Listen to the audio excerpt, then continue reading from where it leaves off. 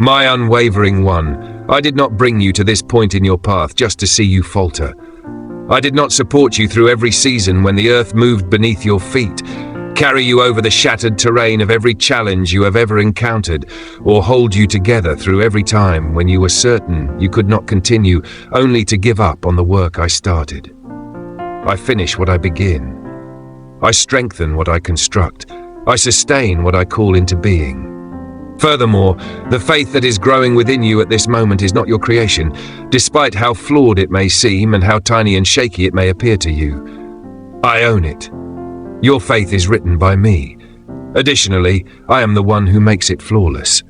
What I have placed within you cannot be undone by any storm you encounter. Because what I put inside of you is not brittle. It is timeless material placed in mortal hands, and it will last forever. The person who knows everything is not the right person to use this word. This word is not for someone who is experiencing a period of absolute clarity, who has never once doubted God's existence, and who sees every step ahead with complete assurance. You are the target of this word. The person who has persevered despite the fact that there were more reasons to give up than to keep going. You are the target of this word. The person who has stood on promises that have not yet come to pass in the practical world, prayed in the dark, cried out without hearing a response, and still managed to do so in a way that astounds even the angels they have chosen to trust. What you've been doing might not be considered faith. You might have referred to it as habit, stubbornness, or the lack of a better choice. However, I want you to grasp something.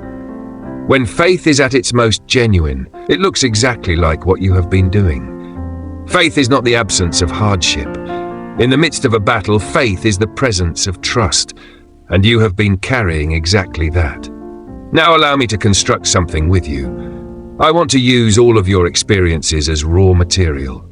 Every unanswered question that has kept you up, every disappointment that has weighed heavily on your chest, and every doubt that has attempted to take root. And I want to show you what I have been doing with it all. Because I have been looking at the same circumstance and seeing a foundation, whereas you have been looking at your situation and seeing ruins.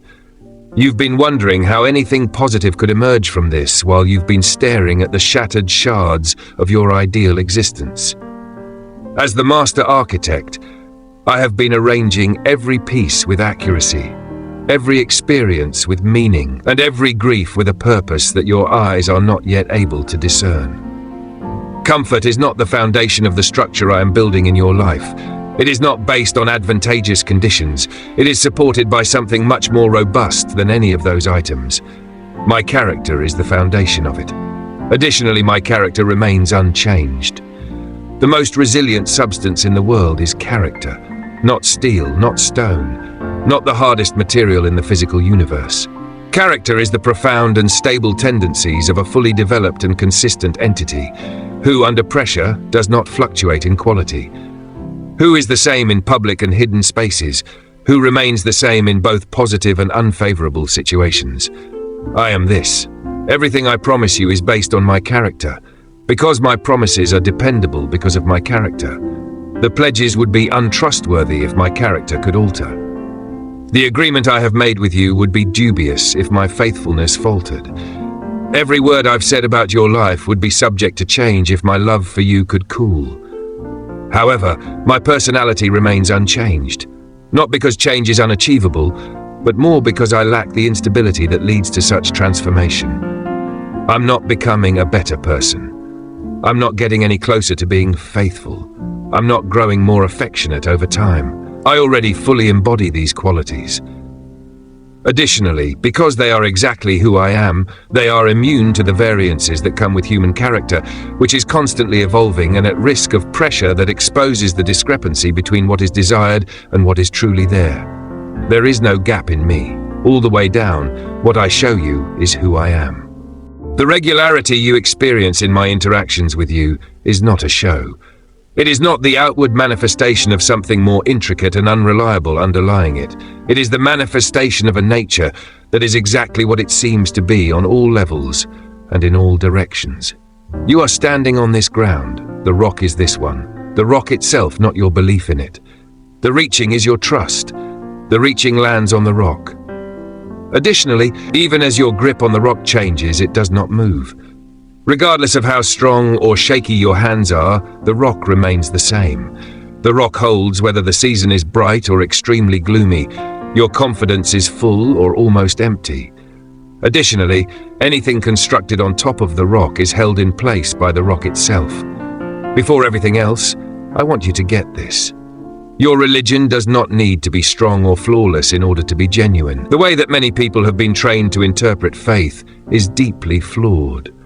There is a discrepancy between the quantity and quality of faith, between the magnitude and sincerity of trust, and between the actuality of belief and the emotional intensity that goes along with it at any particular time. These are not the same things, and confusing them has resulted in a great deal of needless misery.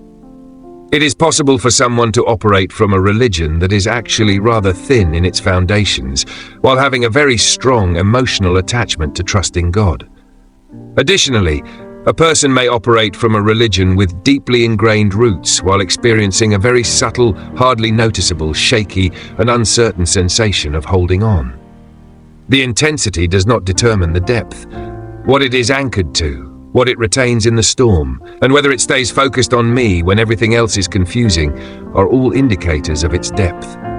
It is not flawless trust that I am requesting from you. A finite being in a fallen world with little knowledge and a history of genuine disappointments cannot have perfect faith. I'm asking you to bring sincere faith, the sincere yearning, genuinely flawed, and occasionally shaky orientation of a heart that longs for me, reaches for me, and repeatedly, imperfectly, and against genuine resistance, chooses to trust me. I am moved by this faith. I respond in a way that honors this religion.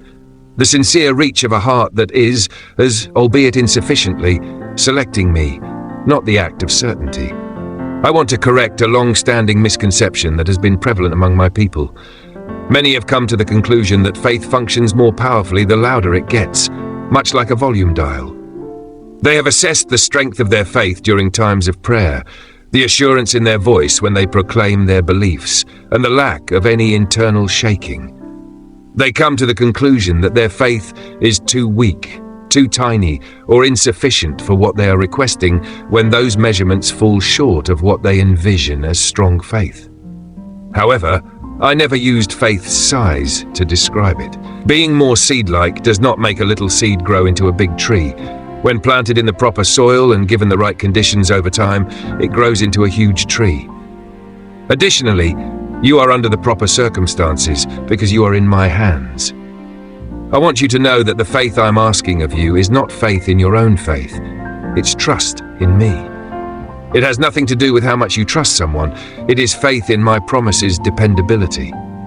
And how tightly you hold it has no bearing on my pledge. My word is the foundation of my vow, and I keep my word.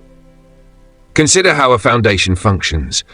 Not the completed edifice with all of its seeming firmness and visible beauty, but the foundation in particular, the element that supports the apparent solidity from below and enables the visible beauty.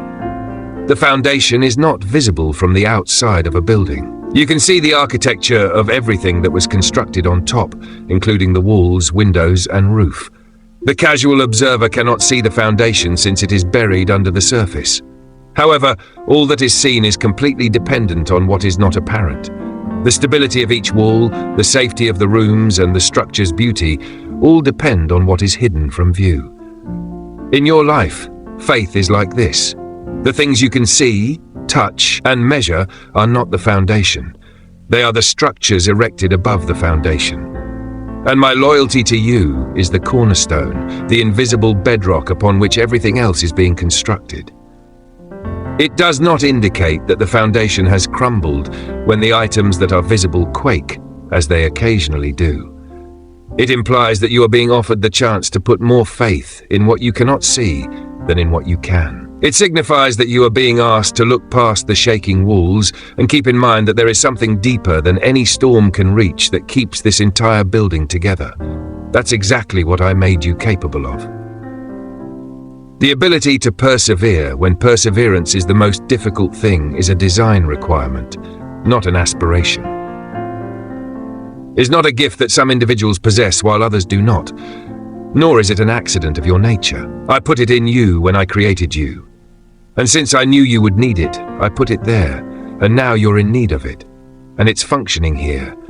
You weren't made for a religion that only works when the weather is right.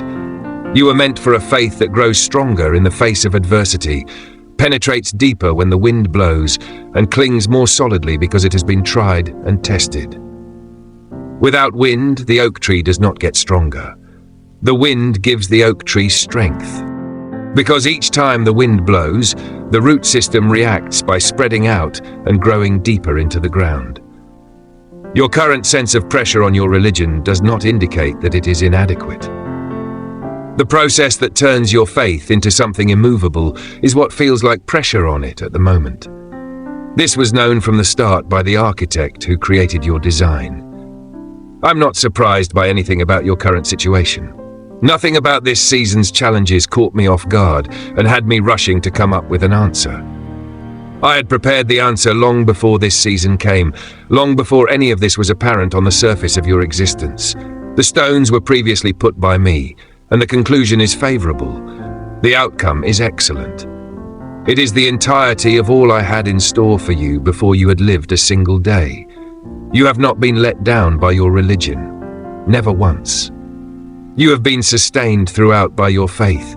Your faith is growing stronger than it was when you first started reading as I whisper these words into the darkest recesses of your heart, because of who I am and what I am doing to you, not because of what you have done. We are strengthening the basis. The roots are becoming more profound. Nothing can stop what I've started, and the building is growing. Amen. If this message resonated with you, forward it to someone who needs to hear it right now. To get this gift and to stand with everyone else who is now trusting through hardship, type Amen in the comments. Please let the community know that you are holding on by leaving a comment below if your faith has been weak and you needed these words. In this, you are not by yourself. Your sincere testimony inspires thousands of individuals who are currently listening and who, like you, are trusting amid hardship.